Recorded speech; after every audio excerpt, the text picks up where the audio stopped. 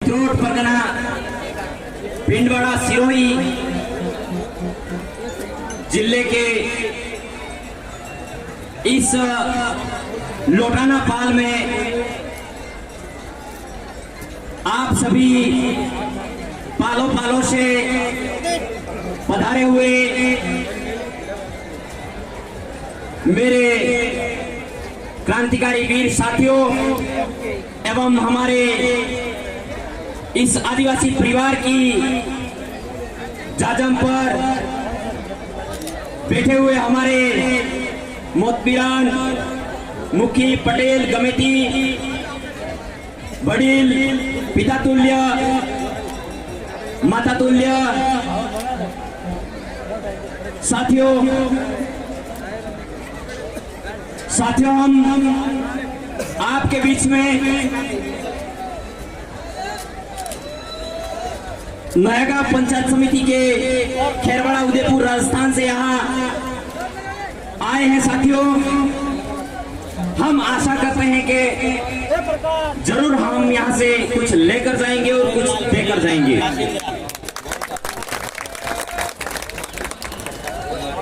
साथियों जो दूर है वो थोड़े पास आ जाए तो हमारे विचारों का कहीं मोल होगा, नहीं तो हम विचार मोल करवाने के लिए नहीं आए हैं, लेकिन हमारे विचारों की जो अभिव्यक्ति है वो आप तक पहुंचे, ये हमारा मानना है। तो जो दूर साथी है वो आ जाए, थोड़े नजदीक आ जाए, ये मेरा मानना है। तो बात शुरू करें हम, और जो भाई खड़े हैं वो बैठ जाए तो बात करने का थोड़ा सार्थकता सिद्ध होगी।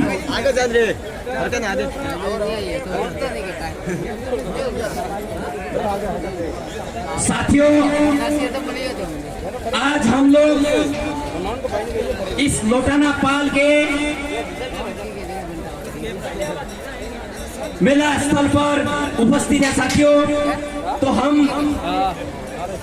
आजादी से पहले इस तरीके से हम कार्यक्रम नहीं कर पाते थे साथियों। ये आप हमारे बुजुर्ग लोगों को ये पता होगा साथियों, क्योंकि हम लोग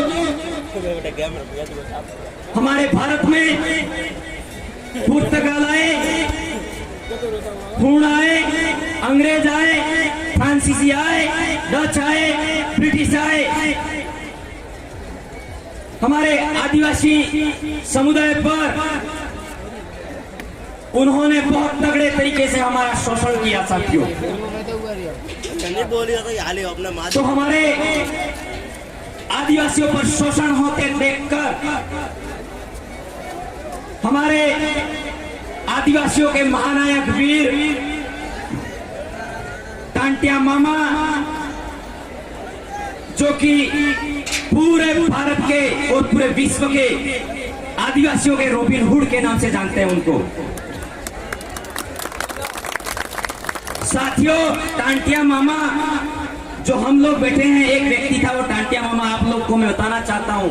टांटिया मामा वो व्यक्ति थे कि उन्होंने हमारी जल जंगल जमीन की लड़ाई के लिए 1 साल नहीं, 2 साल नहीं, 3 साल नहीं, 4 साल नहीं साथियों, उन्होंने 14 साल तक अपनी जंगल जमीन के लिए लड़ाई लड़ी थी साथियों। वो थे टांटिया मामा साथियों। हम लोगों को इस बात को समझना होगा साथियों।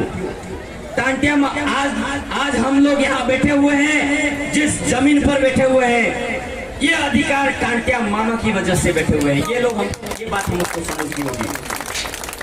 14 साल तक जिस व्यक्ति ने लड़ाई लड़ी हो अंग्रेजों के साथ में, पूरी सेना की टुकड़ी और यहाँ के सामंती शोषण और हुकूमत जमींदार और यहाँ के राजे रजवाड़े लोग और अंग्रेज लोग एक होकर हमारे आदिवासियों पर शोषण करते थे साथियों। ये बात बताना चाहते हैं। तो साथियों टांटिया मामा ने 14 साल तक उनके साथ में, अंग्रेजों के हाथ में तो बंदूक थी, हमारे टांटिया मामा के हाथ में तीर कमान और धनुष और गोफन थी साथियों। उन्होंने 14 साल की लड़ाई लड़ी साथियों। 14 साल की लड़ाई में अंत में उनको जो वहां का हमारे भारत में होलकर साम्राज्य हुआ करता था, होलकर साम्राज्य में जब सेटलमेंट की बात आई, सेटलमेंट में टांटिया मामा को प्रस्ताव भेजकर बात कही गई कि तू कह दे टांटिया मामा कि तू इस देश का मालिक नहीं है। होलकर साम्राज्य के जो अधिकारी थे उन्होंने टांटिया मामा को प्रस्ताव भेजा, स्टेटमेंट भेजा, और जब सेटलमेंट की बात आई तो टांटिया मामा को कहा गया तू बोल दे तू आदिवासी नहीं है इस देश का, और तू कह दे, और तुझे हम एक जिला नहीं तुझे 3 जिलों की जमीन देते हैं, तू क्यों लड़ रहा है इन भूखे नंगे आदिवासियों के लिए, ये बोला होलकर साम्राज्य के अधिकारियों ने टांटिया मामा को। लेकिन टांटिया मामा ने बोला मुझे 3 जिलों की जमीन नहीं चाहिए, हमारे भूखे नंगे 2 वक्त की रोटी नहीं मिलती हमारे उन आदिवासी भाइयों के लिए, मैं तत्पर लड़ता रहूंगा और तत्पर हमारे समाज को अधिकार दिलवा के रहूंगा, ये बात टांटिया मामा ने बोली। तो साथियों, टांटिया मामा ने जल जंगल जमीन के लिए लड़ाई लड़ी तो ये बात बोली कि मुझे 3 जिलों की जमीन नहीं, हमारे 3 जिलों की जमीन साथियों हजारों एकड़ होती है, उस आदमी को क्या जरूरत थी वो जमीन नहीं लेने की। आप थोड़ा सोचिए, हमें इतना रात को यहाँ बोलकर चले जाएंगे हमारी बात का, अगर आप सोचेंगे नहीं, मनन नहीं करेंगे तो कोई आए थे और बोलकर चले गए, ये तो हमारा उद्देश्य ओनली फॉर बोलना ही रह जाएगा। हमारे वाक्य और शब्दों को आपको समझना होगा साथियों। तो टांटिया मामा ने 3 जिलों के जमीन के प्रस्ताव को खारिज कर दिया, ना कह दिया तेरे 3 जिलों की जमीन मुझे नहीं चाहिए। उसके बाद में टांटिया मामा को उन्होंने सोचा कि इसको पकड़ के फांसी दे दी जाएगी तो इसकी आवाज बंद हो जाए, इन मूल निवासी भाइयों आदिवासी भाइयों की आवाजों को ये आगे तक नहीं ले जा पाएगा, तो इसको फांसी दे देते हैं। तो फिर उसके बाद में टांटिया मामा को पकड़ने के लिए ब्रिटिश शासन की पुलिस टुकड़ियों में लगातार टांटिया मामा के पीछे घूमती रही, लेकिन टांटिया मामा हमारे आदिवासी भीलों का खून है, किसी भी पुलिस ब्रिटिश पुलिस के हत्थे हमारे वाले नहीं चढ़े, उनको धोखे से पकड़वाया जाता था। तो साथियों, टांटिया मामा ने ब्रिटिश पुलिस अधिकारियों को टांटिया मामा के लोगों को ही 5 लोगों को भेजा, टांटिया मामा ने ही हमारे लिए भेजा। क्यों भेजा वो बताना चाहूंगा साथियों। टांटिया मामा ने बोला कि हमारी जमीन के लिए मैं लड़ रहा हूं, लेकिन हमारे वाले लोगों को नौकरी चाहिए। तो टांटिया मामा ने टांटिया मामा की टुकड़ी से ही लोगों को 5 लोगों को ब्रिटिश पुलिस अधिकारियों के पास में भेजा और बोला अगर टांटिया मामा को पकड़ना है तो आदिवासी भीलों को ही नौकरी लगानी होगी पुलिस की, तब ही मुझे पकड़ सकते हैं, दूसरे ब्रिटिश सत्ताधारी मुझे नहीं पकड़ सकते। ये बात उसी बात को लेकर ब्रिटिश सत्ता लालच में आई थोड़ी, क्यों ना टांटिया मामा पकड़ा जाएगा यूं। तो हमारे वाले आदिवासी भीलों को मैं तमाम यहाँ के कर्मचारी और लोगों को और पुलिस प्रशासन को भी, हमारे तमाम ऊपरी अधिकारियों को, चाहे वो आरएस बन गए हो, चाहे प्रोफेसर बन गए हो, चाहे इंजीनियर बन गए हो, हमारे नौकरी की शुरुआत टांटिया मामा ने वो 5 लोगों को भेजा तो ब्रिटिश सरकार ने एक्सेप्ट किया कि टांटिया मामा पकड़ा जाए। तो तभी हमारे आदिवासी भाइयों को ब्रिटिश सत्ता ने 50 लोगों को ओनली फॉर पुलिस में भर्ती किया। वहां से नौकरी का सिलसिला हमारे लिए चालू हुआ। अगर टांटिया मामा नहीं होता तो हमें नौकरी का अधिकार नहीं मिलता साथियों। संविधान 1950 में लिखा गया, लेकिन 1842 और 1850 के आसपास की बात बता रहा हूं साथियों। साथियों, उसके बाद में हमारे वाले लोगों को 50 जनों को पुलिस में भर्ती किया गया। ऐसे करते करते 1000 लोगों को भर्ती किया गया। तब जाके टांटिया मामा को पकड़ा गया, वो भी धोखे से। उसके जो राखी बहन भाई था, उसके बहनोई ने सिफारिश करके टांटिया मामा को पकड़वा दिया और जेल में डालकर पूछा गया कि तुझे अंतिम में वो बोल दे कि तू नांगे दे कि तेरी ये जमीन ने तेरे भिलों की और आदिवासियों की जमीन नहीं है, ये भारत देश की, बता दे तू। लेकिन टांटिया मामा ने जेल के अंदर भी हंसते हुए कहा और बुलंद आवाज में कहा कि मुझे फांसी की सजा क्यों नहीं हो जाए, लेकिन मैं मरते दम तक बोलूंगा ये आदिवासियों की जमीन है और मैं इस देश का मालिक हूं। ये बात करी टांटिया मामा ने। ये बात हमें समझनी होगी साथियों। उसके बाद में टांटिया मामा को रातों रात फांसी दे दी ब्रिटिश सत्ता के अधिकारियों ने, पुलिस अधिकारियों ने, और पाताल पानी जगह नाम की स्थान पर उनकी लाश को फेंक दिया गया साथियों। ये बात उस टाइम बिरसा मुंडा नामक हमारे उस टाइम 15-20 साल के थे और उस टाइम खबर छपी अंग्रेजी शासनकाल में, टाइम्स ऑफ इंडिया करके, ब्रिटिश ऑफ टाइम्स इंडिया करके पेपर छपता था, वो इंग्लैंड में भी छपता था। तो ये सूचना अखबार में बिरसा मुंडा ने पढ़ी। तो टांटिया मामा का आंदोलन था वो बिरसा मुंडा से कनेक्ट हो गया और बिरसा मुंडा ने फिर से टांटिया मामा की लड़ाई, जल जंगल जमीन की लड़ाई के लिए बिरसा मुंडा ने टांटिया मामा की लड़ाई को पूरा किया था। और बिरसा मुंडा की लड़ाई में साथियों हम आज बैठे हैं सुकून से, चैन से। हम लोगों को ये बात मोशोक करके चले जाना नहीं है, समझनी होगी साथियों बात। उस टाइम हमें इतने लोग साथ में बैठकर बातचीत और हमारे विचारों को आदान प्रदान करने नहीं दिया जाता था साथियों। पुलिस प्रशासन खुलेआम आदिवासी भिलों को गोली मारती थी साथियों। हमको क्रिमिनल टाइप बोलती थी पुलिस, और हमारे पर किसी गली में कोई आदिवासी भीड़ मिल जाता था उसको मार देती थी पुलिस। ऐसा जमाना था साथियों। तो बिरसा मुंडा की लड़ाई में लगभग 1 लाख लोग मारे गए साथियों अपनी जंगल जमीन की लड़ाई के लिए। ये बात हमें समझनी होगी। आज हमारे पास जमीन का टुकड़ा है, आज हम चैन से घर पर बैठे हुए हैं, आज हमारे पास नौकरी है, आज हमारे पास शिक्षा है, टांटिया मामा और बिरसा मुंडा की देन है साथियों।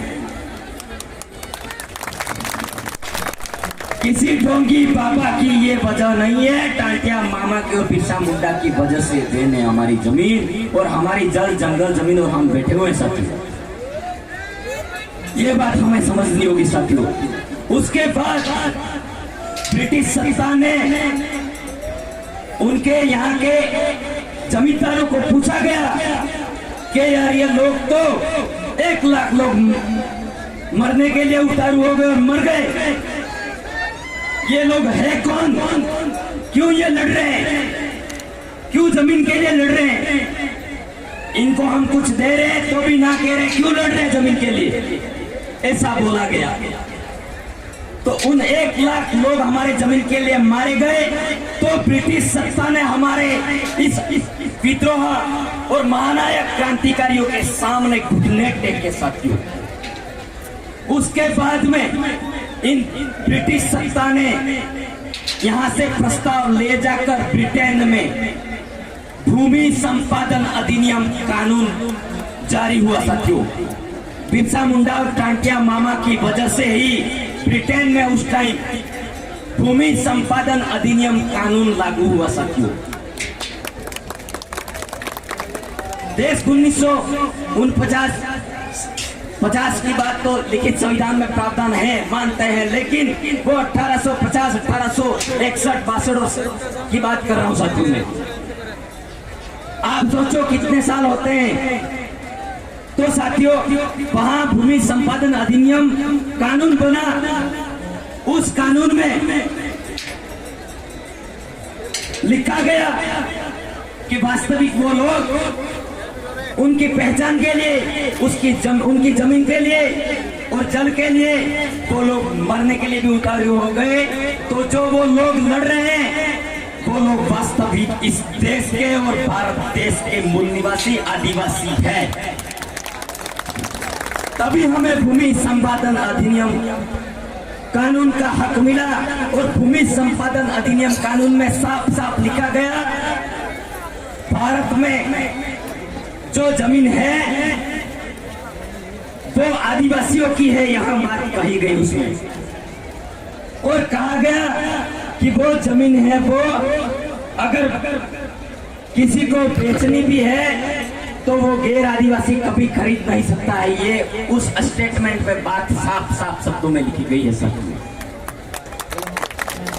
गैर आदिवासी तो ठीक, सरकार तक नहीं ले सकती है हमारी जमीन को। यहाँ भूमि संपादन अधिनियम में लिखा गया। साथियों, भाई साहब की बात 1 मिनट के लिए, अपनी जमीन है जो वो SC ST कोई भी अदर कास्ट नहीं ले सकते।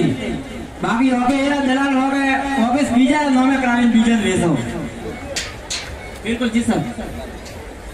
तो साथियों, अपन को ये लगता है अभी वर्तमान में ये खेत कुछ नहीं है, ये पढ़ाई कुछ नहीं है। हमारे भाइयों ने 365 दिनों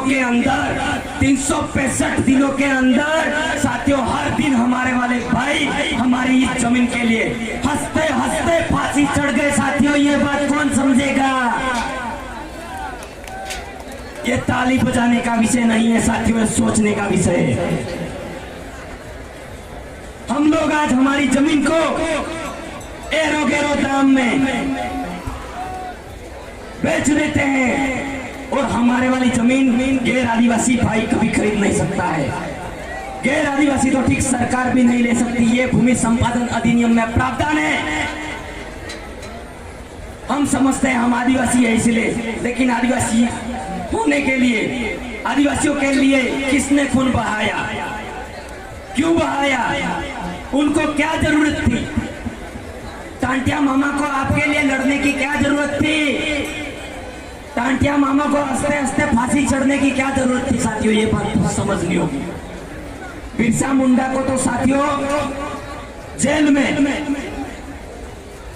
ऐसे उसकी मेडिकल रिपोर्ट आई हुई, हमारे वक्ता बताते हैं आगे वाले हमारे मार्गदर्शन, और हमने जहां तक देखा है तो उनको रात भर उनकी चमड़ी को थोड़ा थोड़ा चाकू से काट काट कर उनको जलील करके तड़पा के मारा गया। और बोल रहे थे कि तू बोल दे इस देश का आदिवासी नहीं है। यहाँ पर बिरसा मुंडा ने सहन की साथियों रात भर। तब भी बिरसा मुंडा ने नहीं बोला कि मैं इस देश का आदिवासी नहीं हूँ। हंसते हंसते बोला कि मैं इस देश का मालिक हूँ और मैं इस देश के आदिवासियों को मालिकाना हक दिलवा के रहूंगा। ये बात बिरसा मुंडा ने बोली सर। उसके बाद ये सिलसिला चलता आया। जब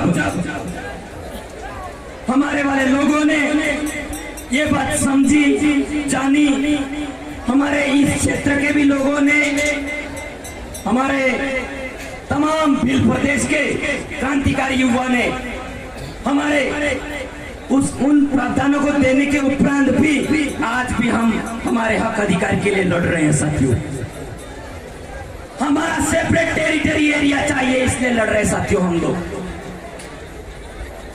भील प्रदेश की मांग को लेकर लड़ रहे हैं साथियों हम लोग। ये बात हमें समझनी होगी साथियों। 1913 मानगढ़ धाम की जो घटना को समझना होगा साथियों। मानगढ़ धाम में 1500 आदिवासी शहीद हो गए, मारे गए, लेकिन 1500 नहीं साथियों, बहुत हजारों की संख्या में मारे गए थे साथियों। हमारा इतिहास कभी लिखा ही नहीं गया साथियों, ये बात हमें समझनी होगी। गुरु गोविंद महाराज और पुंजा पारगी नामक हमारे वीर क्रांतिकारियों ने मानगढ़ पर बहुत बड़ी ऐसे ही सभा बुलाई थी साथियों। वो लोग चाहते थे कि हमें अधिकार मिला हुआ है, भूमि संपादन अधिकार हमें मिला हुआ है, तो हम इस अधिकार को लेकर ही हम क्यों ना पूरे टेरिटरी एरिया बिल प्रदेश की मांग को लेकर हम लड़े। और वो उग्रता नहीं कर रहे थे, ये हमें गलत दृष्टिकोण से दिखाया जाता है। वो आंदोलन कर रहे थे, आंदोलन नहीं कर रहे थे। शांति तरीके से, अनुशासित तरीके से उनकी जो मांगे थी प्रशासन के सामने रखने का प्रयास कर रहे थे साथियों। ये बात हमें समझनी होगी। जब मानगढ़ पर जब 1500 आदिवासी भील शहीद होते हैं तो किस लिए हो रहे हैं, किस लिए हुए? भील प्रदेश की मांग को लेकर शहीद हुए। राजस्थान, गुजरात, महाराष्ट्र और मध्य प्रदेश, इन पूरे एरिया को मिलाकर गुरु गोविंद और पूजा पारगी भील हमारे क्रांतिकारियों ने भील प्रदेश की 1913 में 1947 में देश आजाद हुआ। ये बात आपको समझनी होगी साथियों। कई लोग कहते हैं क्या आपको संविधान ने अधिकार दे दिए, सब हो गया इसलिए बोलते हो? नहीं, हमारे पुरखे इस जमीन के लिए, हमारे भील प्रदेश मांग के लिए बरसों से लड़ते आ रहे हैं। ये बात हमें समझनी होगी साथियों।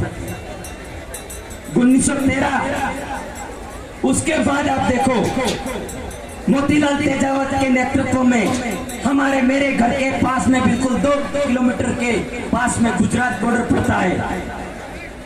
वहां पाल चित्रिया टेडवा में निमड़ा लाला टिकर के गांव है साथियों। वहां पर 7 मार्च 1922 को वो ही यही भील प्रदेश कायम करना चाह रहे थे, तो उनको गोलियों से भून दिया लोगों को। किसको, क्यों दे इनको यूं?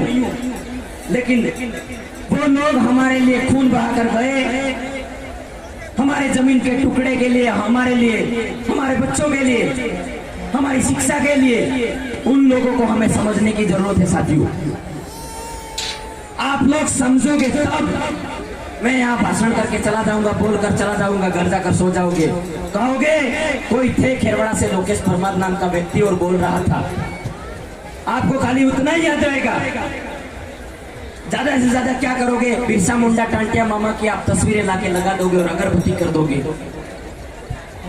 अगरबत्ती करने से सार्थकता सिद्ध नहीं होती है किसी तस्वीर के साथियों। उस तस्वीर वहां क्यों लगी? उस तस्वीर में जो पुरखा शक्ति है, हमारे पुरखे हैं, उन्होंने हमारे लिए क्या किया, ये विचार हमें पढ़ने की जरूरत है साथियों। जब तक आप पढ़ोगे नहीं तो हमारे पुरखों ने हमारे लिए क्या किया ये समझ नहीं पाओगे साथियों। उसके बाद जो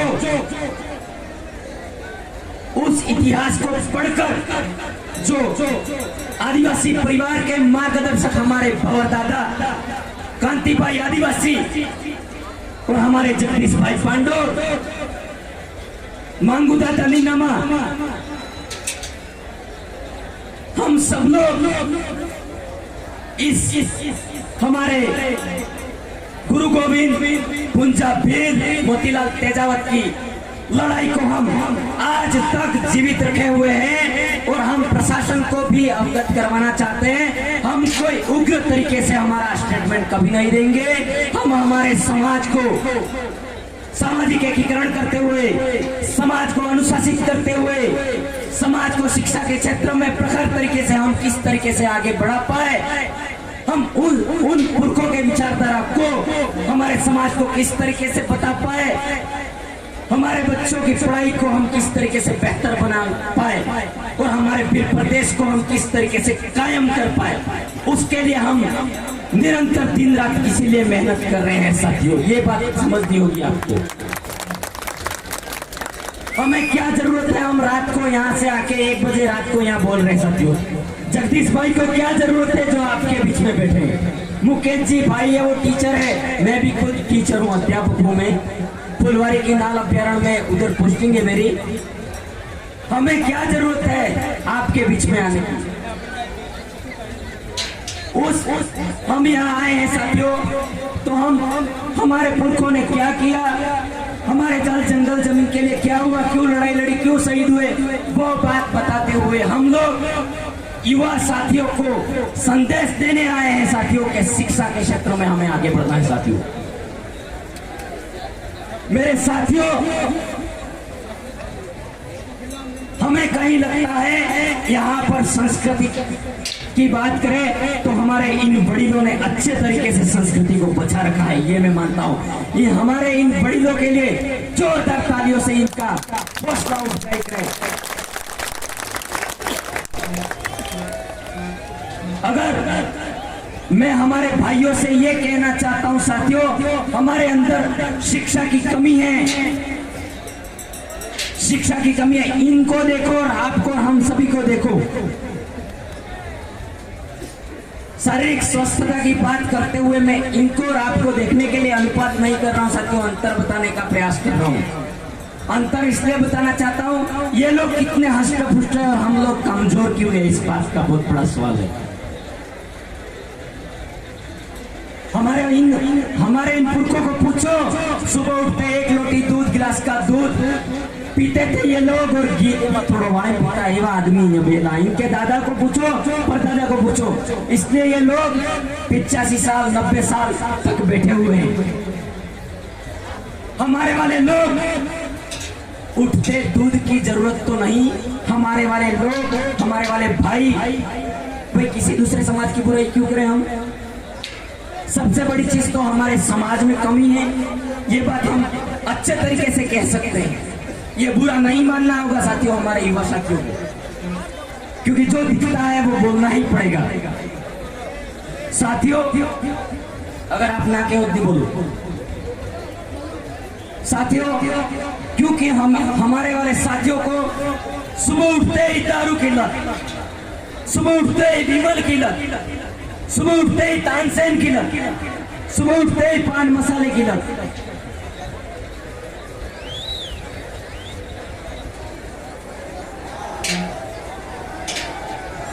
मंच के माध्यम से संबोधित करते हुए मैं आह्वान करना चाहता हूं साथियों, बताना चाहता हूं कि साथियों, आज तक मेरे भाइयों हम चिल्ला के बोल रहे हैं, लेकिन हम चिल्ला रहे हैं उसका आपको अच्छे तरीके से समझना होगा।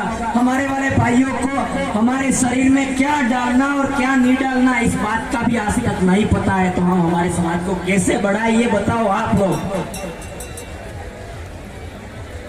आप हमें बताइए, हम हमारे समाज को कैसे बढ़ा पाएंगे? हम अकेले वहां बोलकर क्या समाज को बेहतर बढ़ा देंगे? हमारे ये तमाम खड़े भाइयों को हमें कंधे से कंधा मिलाकर सपोर्ट करना चाहिए। जो ये लोग वहां खड़े हैं, कल यहाँ बैठने चाहिए, तो हम हमारे समाज को आगे बढ़ा पाएंगे साथियों। क्योंकि आपने आपकी माँ का दूध पिया है, हमने हमारी माँ का दूध पिया है। आप भी हमारे डीएनए के भाई हो और हम भी हम आपके डीएनए के भाई है। हमारा डीएनए और आपका डीएनए खून मिलाओ तो आदिवासी भीली खून निकलेगा सर। हमारा डीएनए एक है तो भाई हुए। हम सब मिलकर हमारे समाज को बेहतर बनाएंगे तो हमारा समाज आगे बढ़ेगा साथियों।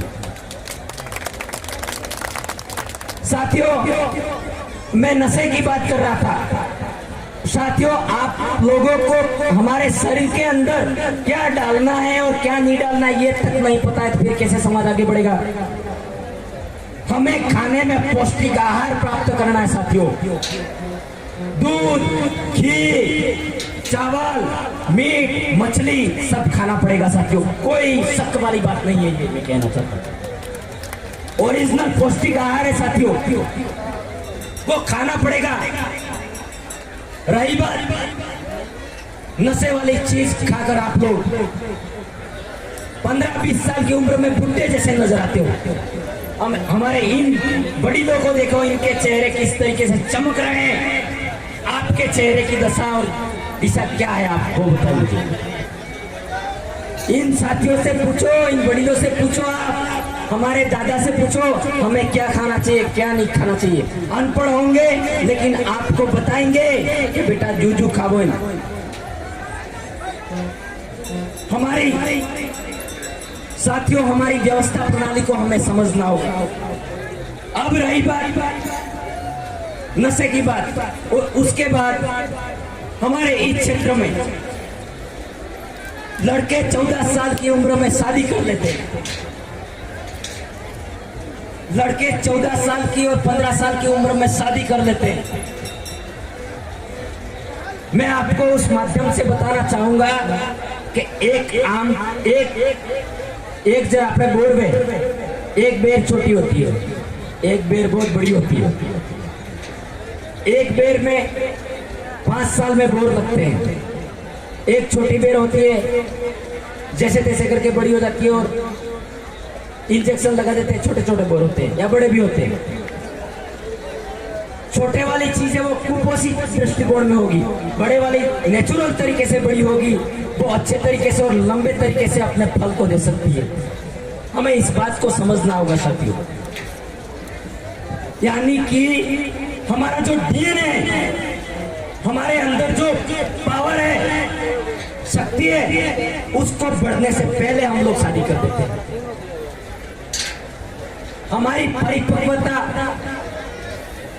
हमारे वाले इन बुजुर्गों को पूछो कि रे शादी करता तमय, कि रे पढ़ता तमय 28-28 साल था जब तय के गिरवाड़ा जाए शादी कराता 20-25 साल। सही कह रहा हूं मैं? तब जाके इन लोगों के चेहरे ऐसे, आपने वाले 8वीं 9वीं में पढ़े थी, 10वीं में पढ़ता है वो, 12वीं में पढ़ता है वो, लेके भाग के घर आ जाता है। तभी घर वाले भी ये नहीं बोलते बेटा तू क्यों लेके आया। उस बच्चे और बच्ची से जब मिलना होगा तो लड़का कैसा पैदा होगा? वो शक्तिशाली होगा, कमजोर होगा? आप लोग बताइए मुझे। शक्तिशाली कैसा होगा? जब जब बाल विवाह में शादी हो जाएगी साथियों, तो बच्चा परिपक्व पैदा होगा क्या? कमजोर संतान कमजोर पैदा होगी, मानसिक स्थिति से कमजोर पैदा होगी, मानसिक स्थिति से कमजोर पैदा होगी और शारीरिक क्षमता से भी कमजोर पैदा होगी। वो किसी का सामना नहीं कर पाएगी और शिक्षा में बेहतर तरीके से वो उसका दिमाग नहीं चलेगा साथियों। सही उम्र में हमारे लड़कों को शादी करनी होगी, ये बात बताना चाहता हूं मैं साथियों। और हमें अनुशासित तरीके से शिक्षा के मार्ग को अपनाना है।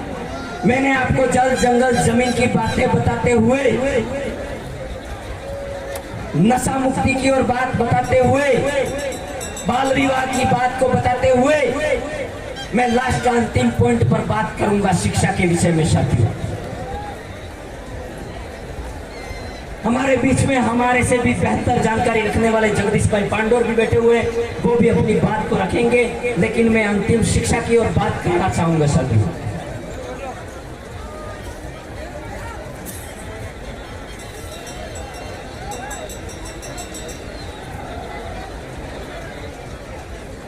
साथियों, शिक्षा में हमें अनुशासित तरीके से, हमें सच्ची लगन मेहनत से हमें पढ़ाई करने की जरूरत है। और यहाँ आसपास स्कूल है साथियों, तो आप विधिवत तरीके से, अनुशासित तरीके से स्कूल जाइए, पूरे पीरियड स्कूल अटेंड करिए आप मेरे साथियों। और जो 12वीं के बाद, मैं 12वीं के बाद मास्टर हूँ, ओनली 12वीं पास करने के बाद मैं टीचर हूँ, ये बात मैं बताना चाहता हूँ।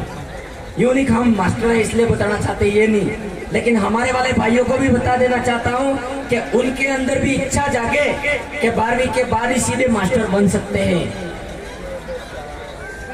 मेरे साथियों, 12वीं के बाद में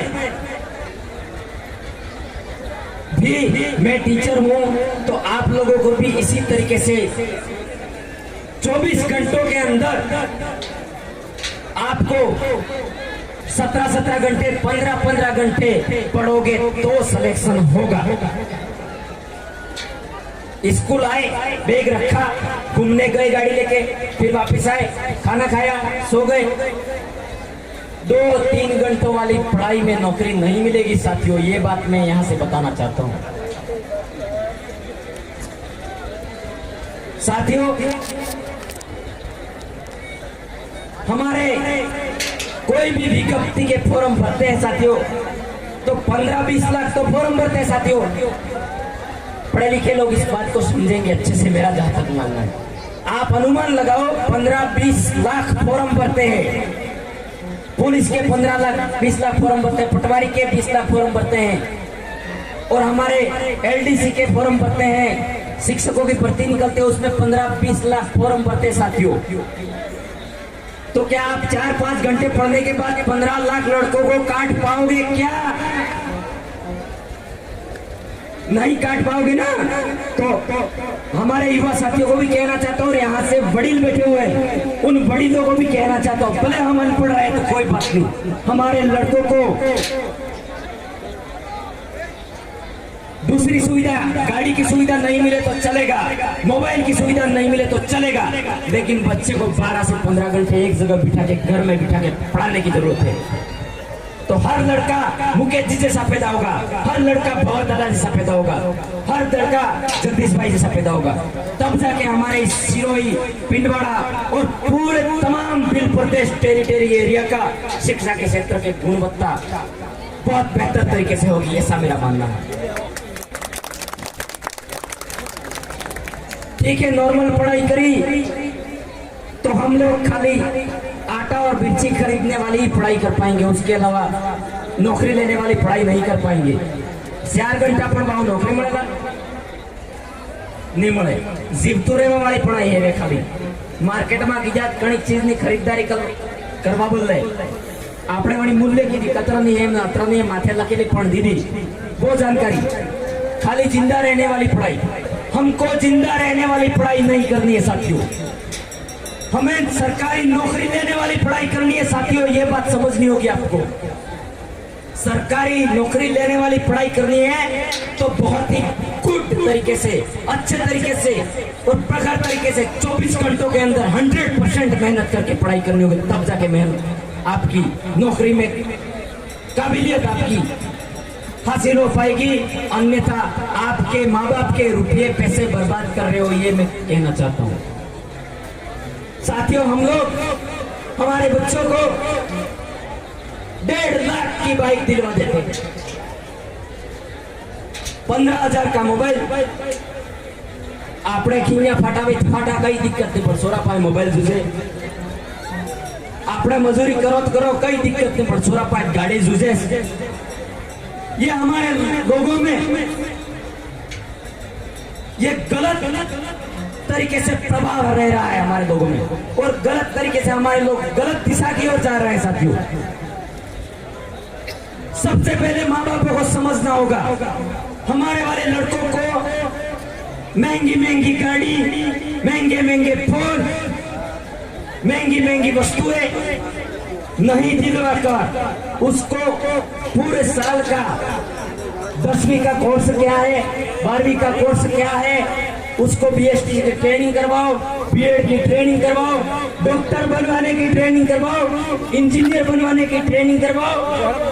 आपका 1,50,000 रुपया गाड़ी में नहीं डालकर आपके बच्चों को इंजीनियर बनाने की पढ़ाई करवाओ, डॉक्टर बनाने की पढ़ाई करवाओ, वकील बनाने की पढ़ाई करवाओ, तो हमारे समाज को बदलने की क्षमता वो रखेंगे साथियों।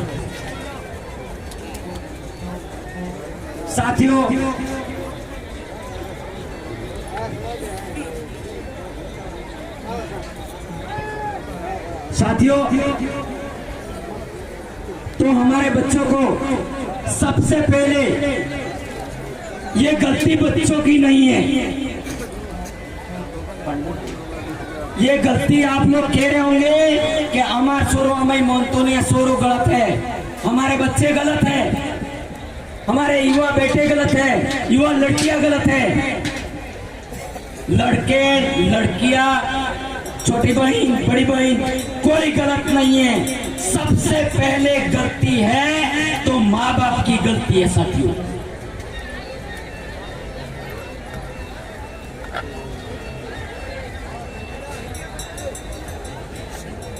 माँ बाप की गलती इसलिए है कि हम लोग उसको सुबह उठते ही बड़ा हो गया है यूं करके कभी नहीं पूछते तू कहाँ जा रहा है। आज तक कभी पूछते हैं हम लोग? नहीं पूछते हैं। जिसके घर में जो कोई नौकरी कर रहा है उसको पूछो कि वो आदमी अपने बच्चों को किस तरीके से मैनेज कर रहा है। जो नौकरी कर रहा है उस आदमी को पूछो कि बेने सोरारी केवो कंट्रोल में राखे, કેવી રીતે પણ આવી નોકરી કીધું, જે વાત પૂછવી પડે સમજવી પડે ने हमारे यहाँ के तमाम कर्मचारियों को उनके घर के आसपास चाहे पड़ोसी झगड़ा क्यों नहीं हो गया हो तो भी हमारे यहाँ के कर्मचारियों को आस पड़ोसी कोई लड़का उस तरीके से गलत मूवमेंट में जाता है तो हमारे कर्मचारियों का फर्ज बनता है, हमारे समाज का सर्टिफिकेट लगाकर हम नौकरी हुए हैं, हमारा फर्ज बनता है कि हमें अड़ोसी पड़ोसी दुश्मन को नहीं देखना, हमें हमारे पूरे समाज को देखना है। ये मैं कहना चाहता हूँ। उस क्षेत्र के कर्मचारी को हमारे समाज के लड़के किस मूवमेंट में जा रहे हैं उस मूवमेंट को जाने से सीधा रोक नहीं सकता है, लेकिन ऐसे छोटे छोटे प्रयास करने चाहिए और बताना चाहिए कि भाई इस तरीके से पढ़ने से ये होगा, इस तरीके से पढ़ने से ये होगा, ये जानकारी देनी होगी। और विशेषकर हमारे माता पिता को हमारे लड़कों पर कंट्रोल रखना है, कंट्रोल रखना पड़ेगा। भाई पिंडवाड़ा जा रहा है, क्यों जा रहा है? शाम को चौराहे पर पापा स्वराज्य फरे पासो आओ, पापा गाड़ी लेने जाओ दुकान पर जाए पासो आओ, पर जरूरत ही नहीं है, क्यों जा रहा है? ये बात आपने कभी सोची? गंभीर सवाल है साथियों, ये गंभीर। हमारा लड़का घर से बिगड़ रहा है, हमारा लड़का घर से बिगड़ रहा है तो हमारे भले अनपढ़ है, हमारे अंदर बुद्धि और हमारे भीड़ों में बहुत ज्यादा बुद्धि होती है। बहुत समझदार व्यक्ति होते हैं, अनपढ़ व्यक्ति भी बहुत समझदार होते हैं। हमारे वाले भील आदिवासी समुदाय के लोग एक घर का लड़का तो ठीक पूरी पालों को संभालने की ताकत रखते थे साथियों। एक घर का लड़का तो ठीक पूरी पाल को एक आदमी गमेती संभालता था। आज हमें हमारा खुद बच्चा नहीं संभल रहा है, क्यों?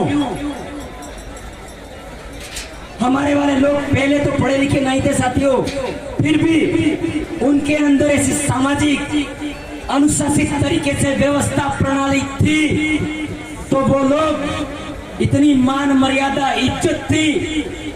इस गांव के गमेती और उस गांव के गमेती का कांटेक्ट रहता था और वो लोग आमने सामने जाति बिरादरी और हमारे भील समुदाय में हमारे मुखी पाल गमेती जो होते थे उनकी बहुत बड़ी इज्जत करते थे साथियों। जैसे कोई पिंडवाड़ा वालों का झगड़ा हो गया, इधर आपका स्वरूपगंज वालों का झगड़ा हो गया, कोई समस्या हो गई, कोई ऐसी बात आ जाती तो दोनों गांव के आदमी लड़ने मारने को उतारू हो जाते और आ जाते आमने सामने। तो हमारे भील कमेटी यहाँ के मुखी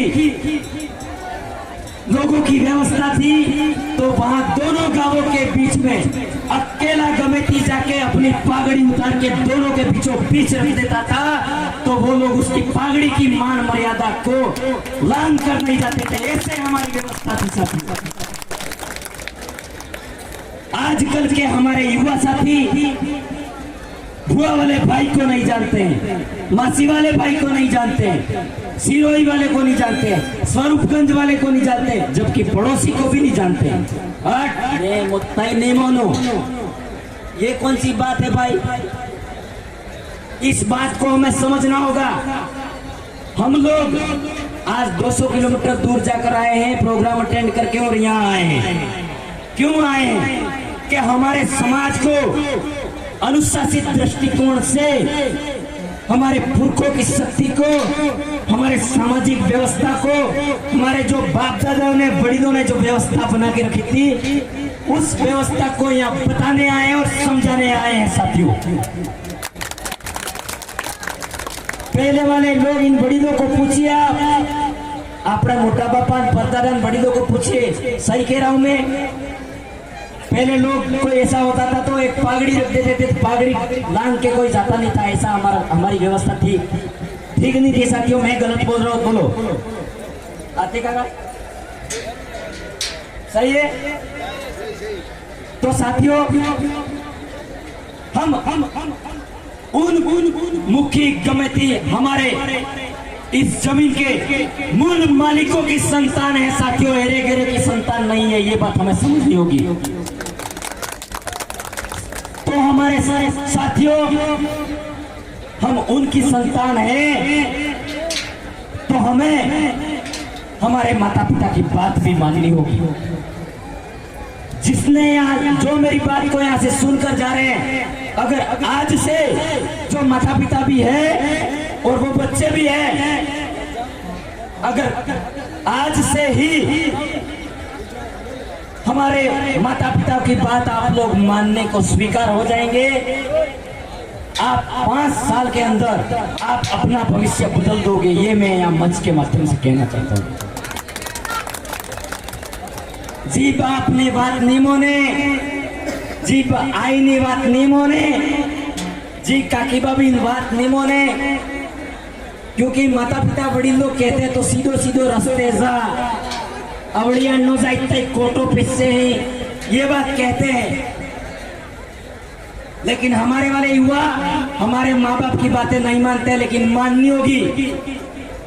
तो मैं हमारे इन माता पिताओं को और सभी बड़ी साथियों को कहना चाहता हूं, हमारे बच्चों को पढ़ाई के लिए ज्यादा से ज्यादा मेहनत करवाएं, तब जाके हमारे समाज में गुणवत्तापूर्ण बदलाव होगा और बेहतर तरीके से बदलाव होगा। और हम लोग बोल रहे हैं, हमारे जैसे 50 साथी 100 साथी इस मुकेश भाई को सपोर्ट करने के लिए खड़े हो जाएंगे, ऐसा मेरा मानना है साथियों। क्योंकि हमारा भाई जोधपुर आता है मुकेश भाई, हमारा भाई बिल प्रदेश के लास्ट कोने मानगढ़ आता है,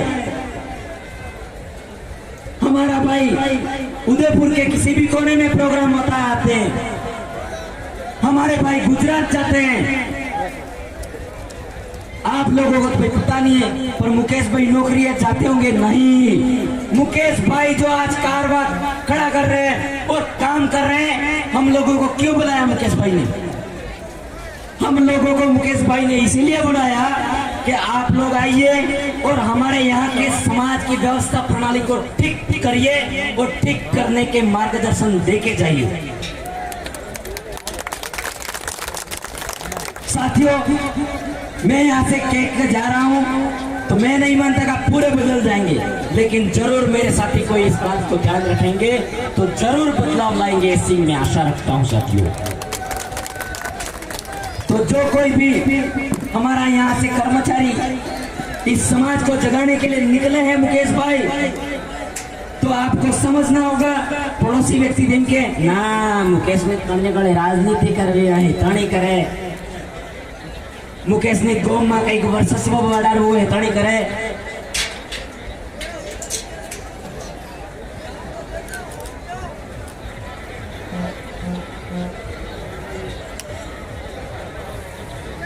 मैं सबके दिमाग की बत्ती को उड़ाना चाहता हूं इस तरीके से, क्योंकि आपका डाउट है दिमाग में। बत्ती का मतलब आपके मुकेश जी के प्रति कोई डाउट है, लेकिन हम हमारा समाज का सर्टिफिकेट लगा के नौकरी लगे हैं, तो हम राजनीतिक सत्ता में कभी नहीं आएंगे। ये बात इस मंच के माध्यम से बताना चाहते हैं साथियों। हम दो समाज के फायदे नहीं लेना चाहते हैं। हम 18 साल मेहनत करके नौकरी लगे हैं, तो हम नौकरी में ही रहेंगे, और जहां नौकरी कर रहे हैं वहां हम जो नौकरी की मान मर्यादा है उसको बनाए हुए, हमारे नौकरी के जो नियम हैं उस नियम को फॉलो करते हुए अनुशासित तरीके से हम हमारे नौकरी में जहां कार्य कर रहे थे वहां भी हम बेहतर तरीके से काम करेंगे।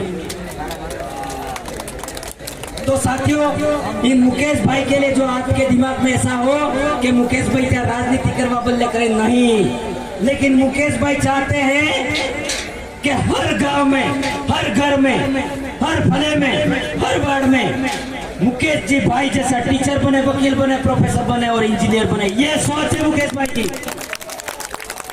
ये हम लोग बताना चाहते हैं। इसीलिए ये बड़ा कारवा खड़ा करके हम लोगों को बुलाया है। मुकेश भाई के अंदर सीने में आग लग रही है साथियों।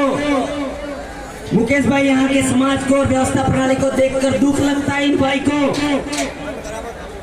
दुख हो रहा है, इसलिए आप लोगों को इस मेले के माध्यम से संबोधित कर रहे हैं और करवा रहे हैं कि हमारे वाले भाई कुछ बात तो सुनकर जाएंगे और समाज का भला होगा साथियों।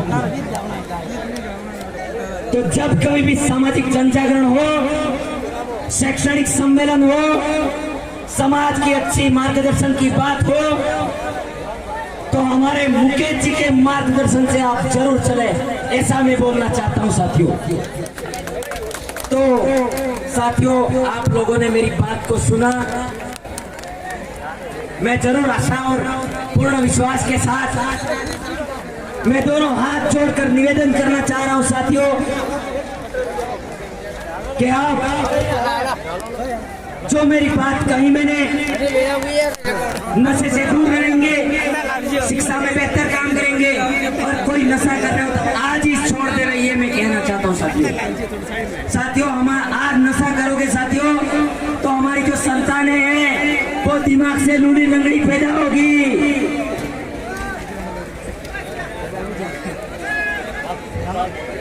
इसीलिए साथियों हमें हमारे अपने आप को हम क्या है वो समझना होगा साथियों, और हमें शिक्षा के दृष्टिकोण में अच्छी मेहनत करने की जरूरत है साथियों। और आपने मेरी बात को सुना और आप मेरी बात को अमल करेंगे और इस बात को ले जाकर अपने सगा संबंधी को भी ये बात बताएंगे कि वहाँ मेले में गए थे, ये बात बोली गई। ये बात आपको हर 5 व्यक्तियों को जाकर बतानी होगी। आपके काका कटोम, बुआ, मामा, जितनी सगाई पड़ाई है, हम रात को गए थे। हमारे समाज में बात रखने वाले, शिक्षा में बात रखने वाले कुछ लोग आए थे और ये बता रहे थे और ऐसी ऐसी बात है, हमें पढ़ना है, नशा नहीं करना है। आपको कोई ऐसे कहने पर ऐसे कहेगा तो कौन है पाई, भी कहेगा, लेकिन हमें हमारी बात को रखनी है वाले जाकर। तो साथियों, फिर से मैं इस लोटाना की पिल प्रदेश की भूमि को और सिरोही पिंडवाड़ा की भूमि को लाख लाख जो है नमन करता हूँ साथियों।